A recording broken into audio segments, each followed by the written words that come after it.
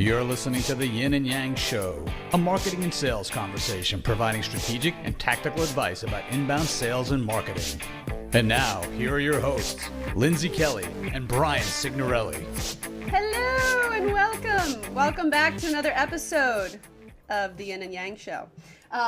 Today we're going to cover just really quickly, we're going to do our best to stick to our 15-minute rule because we have not done that yet.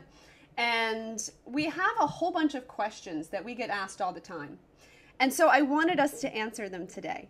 And some of them, Brian, it's going to be way more appropriate for you and some for me. However, First things first, my name is Lindsay Kelly with Prospect Builder. I am the marketing arm of the podcast, joined by my favorite HubSpotter, Mr. Brian Signorelli.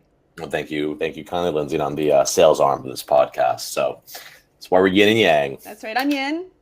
And I'm yang. That's right. There was really no method to the madness of picking who got to be who. Exactly.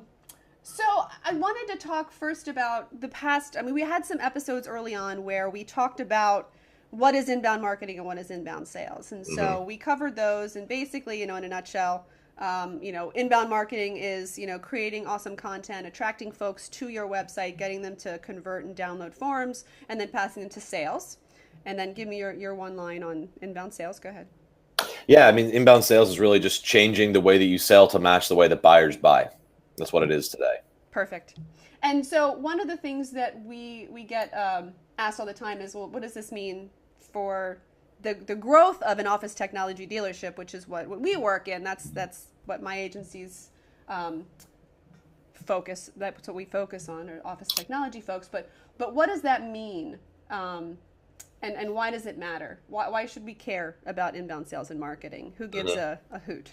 And so I wanted to start by talking a little bit about one of the things that sales teams, not just in the office technology industry, but pretty much everywhere, are notorious for is cold calling. And you may have these stats. I don't have them, but I know they exist because I've read them. But 10, 15 years ago, you could actually get somebody to answer the phone. And it didn't take that long. Now, it's like 10 times harder. They have to work, these sales reps have to work 10 times harder to get somebody to pick up the phone. So their sales activity has gone up from that perspective. Okay. Do you know what the number is? Yeah, it's more than doubled. So I think not even 10 years ago, I think it was as of 2010. So barely 7 years ago, it took an average of 3 or 3.5 attempts to get somebody on the phone from a cold call. Today, I think it takes 6 or 7 attempts minimum to get them on the phone. Yeah. So it's basically doubled. I mean, the amount of effort has doubled. So if the amount of effort has doubled, from a sales perspective, from somebody who's sitting there having to make these calls every day, day in and day out, let's think about how you can transition into different activities. Let's say that you, instead of trying to make 75 cold calls, what if you actually went on LinkedIn and connected to your top people in your top 10 accounts? Okay. How many connections can you make? Give them a reason to connect to you. Start following their company. Like that could be your activity. I'm following the company. Whenever they post something out, I'm posting something so that they see me and I start to get in front of them. So maybe when I do call, my name actually rings a bell. Okay. Writing long format posts, things like that. I mean, we've got sales reps that do that. And I just got one yesterday from somebody who runs the managed IT division for one of our clients. And it was this wonderful brain dump. She's like, there's something clarifying about being 10,000 feet in the air. She was in a plane. And I was like, yeah, it's basically, there's no Wi-Fi up there unless you pay for it. And what else are you going to do? But it was a brilliant post. And so it went out on LinkedIn, it went on their blog. But positioning yourself in the place where the buyers are, which is online, as an industry expert, because you used to be able to pick up the phone and prove that you were the expert. Now you can't get in touch with them. So how are you going to do it? So that's why you should care about this inbound sales and marketing thing, because buyers are not responding the way they used to. You need to figure out how they're responding. Another question that I had was, that came up was, what is HubSpot? And that's a very valid question, because people are like, oh, I bought HubSpot, I'm going to get leads now. I'm like, that's like buying a car and not putting gas in it. You're not going to go anywhere. Yep. So that's what I say. Like, if inbound sales and inbound marketing is the gas, then HubSpot's the car. Yep. So what is HubSpot? Yeah, I think that's fair. You want me to explain? Yeah. Yeah, so it's an inbound marketing and sales platform that's designed to help a business generate more traffic, leads, and sales through its website itself.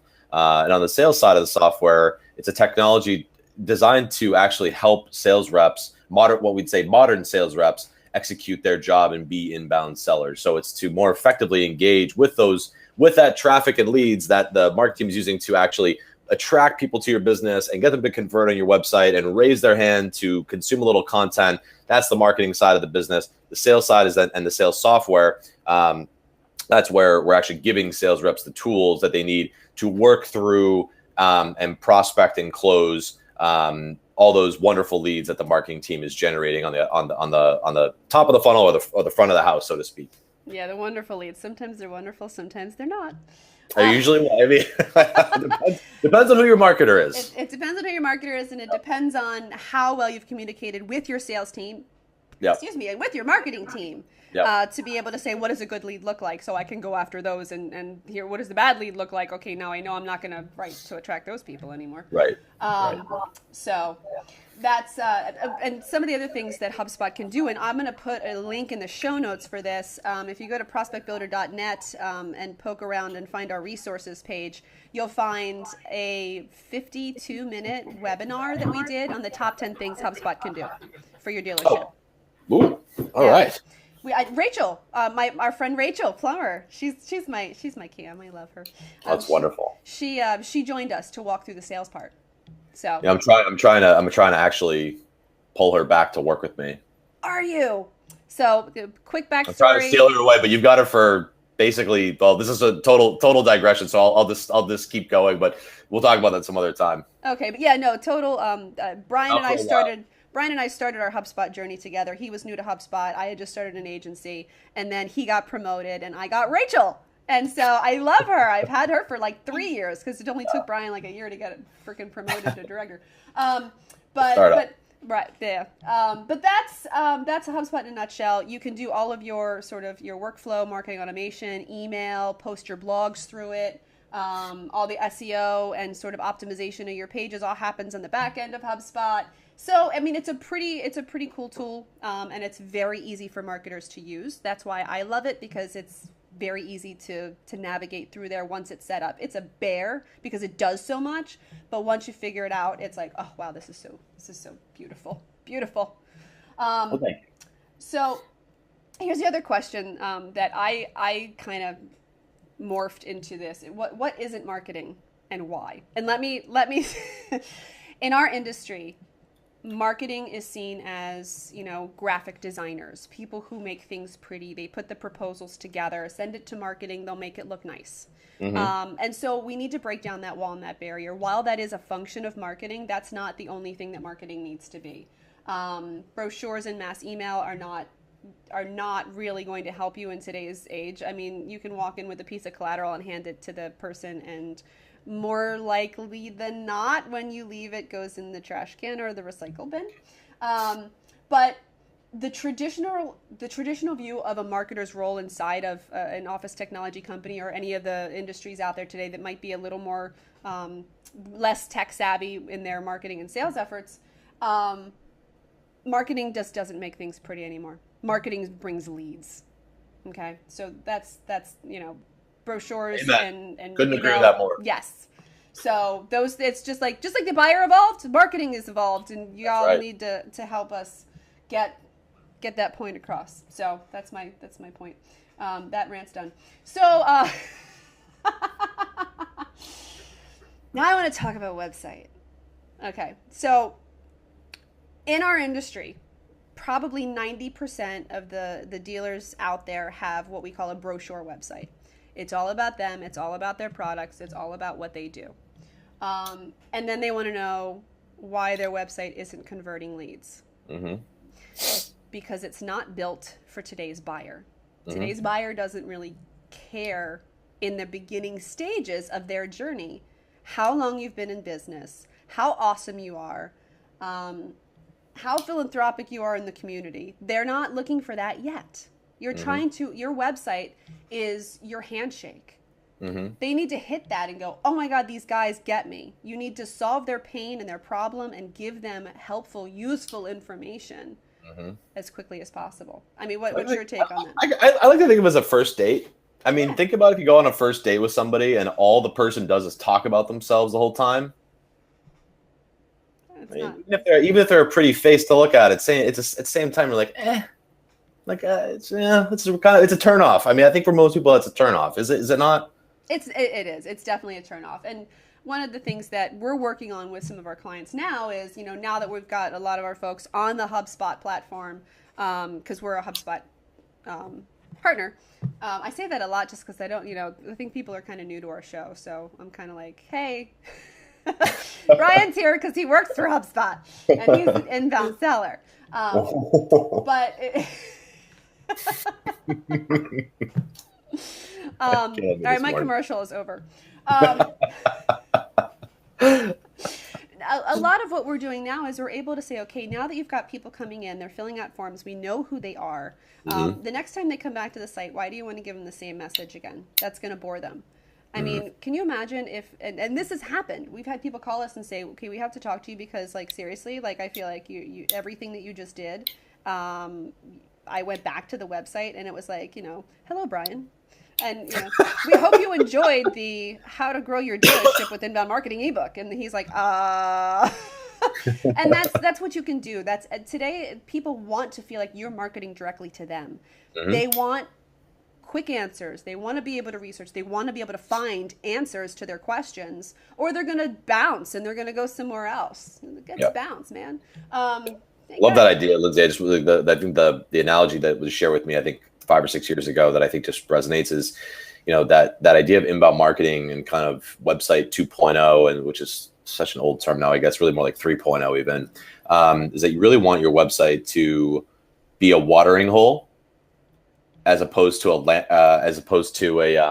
loudspeaker. It's not about you just kind of like shouting to the world what you're all about. Instead, you want to attract people to your website. Ideally, you want them to hang out there, as weird as that might sound. I think what we might call that in the sales and marketing world is that we are making our website visitors sticky, right? And getting them to consume more and more content, come back again over and over, right? It's like they get a little drink of water, and then they're like, oh, like, what is this kind of cool oasis that I hang out at? Maybe they help me with my problems because they've been helping me so much over the past few weeks, months, even years. You'd be surprised to see how long it takes people to actually be ready to make that realization or talk with you at some point in time, at least on the sales side. No, that's a great analogy. I love that. It's an oldie but a goodie. It is an oldie but a goodie. The other question that we get all the time is, okay, so we're going to be doing inbound. Should I stop all my other sales efforts when we start doing inbound and just sit back and wait for my leads? Like, they're like, when do we stop that? And my answer is never. You never stop. Inbound is another layer. Inbound marketing and following the buyer and their journey online and knowing where they are and communicating with them and having discussions with them online where they like to hang out. It's another layer. And it's not the flip of a switch. So you have to keep going. It's not. I think you said it really well. It is absolutely a layer. It's one of many layers. And I think the other part of it too is, I mean, again, working at HubSpot, I'm going to have a very strong opinion on this, but I believe it too because I've seen both sides of it. I've tried the traditional outbound methods, and I've then tried the inbound methods, but then I've also done a third thing, which is apply the inbound methods to the outbound methods. So something we can get into some other time probably, but your mind will be blown a little bit. Is there is actually a way to make outbound marketing more inboundy. Things like trade shows can be turned into more inbound style events. And what I mean by that is more educationally oriented, add value first events, as opposed to try to extract value first. Same idea with even paid advertising. You might be surprised that there are ways to make your advertising very inboundy. And what I mean by that is very educational, or again, value add before you extract value. That is the direction that we're going. That is what buyers want. And if you are not doing that, then you will have walked right by the oasis, and you will become a skeleton out in the desert, and unfortunately become extinct as a business. So I hope you don't go there. Yeah, no, please don't go there. And I love that paid analogy, because we're going through some PPC with one of our clients right now, just kind of figuring out what's working. We're getting great traction from driving people to a blog. It's great. Like when you drive them to a blog, they get to the end of it, they're like, "Oh, there's an ebook," and we're getting more conversion than if you just dump somebody on a page. Yeah, think about how many times click on any ad. Just go bump up someone's AdWords spend today. Don't be evil about it, but like maybe just a few. Like pick a big company that is burning millions of dollars on it anyway. Help Google out. But just go click through a bunch of ads, and I guarantee you will. I'd be willing to bet that you find at least more than 50% of those ads take you to like a homepage. Yeah. Or to a page that have just nothing on it, really. That nothing to do. There's not really much of a value add. It's just kind of like a big flashy advertisement. It's nothing there. Like, what do you want me to do next? Like, how are you going to gain my trust and my attention to engage in their business? Yeah, no, that's a great point. That's a great point. Because that's what they were doing like before we were like, hey, can we help you out here? Because it just drove like right to an internal page that didn't even have any conversion points. Yeah. I was like, well, what are they supposed to do? Right. So, anyway, if you don't know this stuff or think about it or take a step back and sit in the buyer's shoes and go, yep. Yeah, what do I do now? Yeah, it's not obvious until it's obvious. Right. Because we're always like, what's the next step? Right. What's the exactly. next step? Exactly. What's the path that this person wants to take? Yep. What do they, they get to the end of your blog. What's the next step? Do they hit the back button? Because then you lose them. I love doing that whenever I get to the end of some page. I'm like, so I'm on your website page right now. What do you want me to do? Right. And they're like, well, no one's ever asked me that before. It's like, I just thought we're supposed to put pretty stuff here. It's like, well, you can, but if someone did do something, what would you want them to do? Well, I'd want them to fill out a form, or I want them to register for a webinar. Oh, okay. Well, here's how we can do that. Right. So exactly. It's just like in our world, if you drop off a copier and you're like, here you go. Today's copier is a freaking computer. I mean, the thing can do just about anything you can imagine. It scans to the cloud, and I mean, it's amazing what they can do. But if and I'm sure that the folks that go out and do the training, whether that's your salesperson or a copier trainer person that you have internally, they get that all the time. Like, wow, I can do that. Yeah, it's the same with us. It's like I wouldn't think of all of the things that a copier could do if I hadn't worked in the industry inside of a dealership. Anyway. Just kind of try to put it into context. And then the last question, number 9, because there were 9 questions, by the way. How much time does all of this take? Now, I want you magic. Takes no time at all. It's a magic bullet. That's exactly. No, I want your take, because we have industry data. Our data is different than yours. I want you to tell me what your data is first from HubSpot. How long does this stuff take to start working? Sure.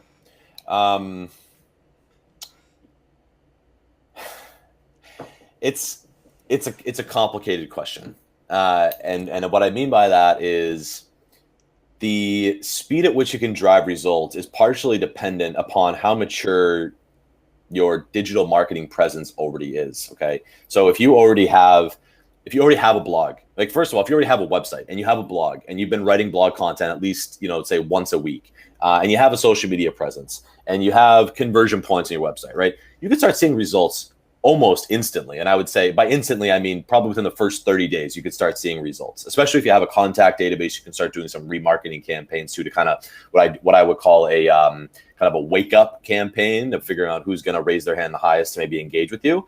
If you don't have those things, or those things are, lackluster at best, it's going to take you a while. I mean, I'd say it takes anywhere from 3 to 6 months minimum to build that foundation. And I'd even say more like 6 to 9 months even to build that foundation of the website, of the content, of writing consistently, building up a social media presence of any sort, starting to generate at least a little bit of a contact database of inbound leads.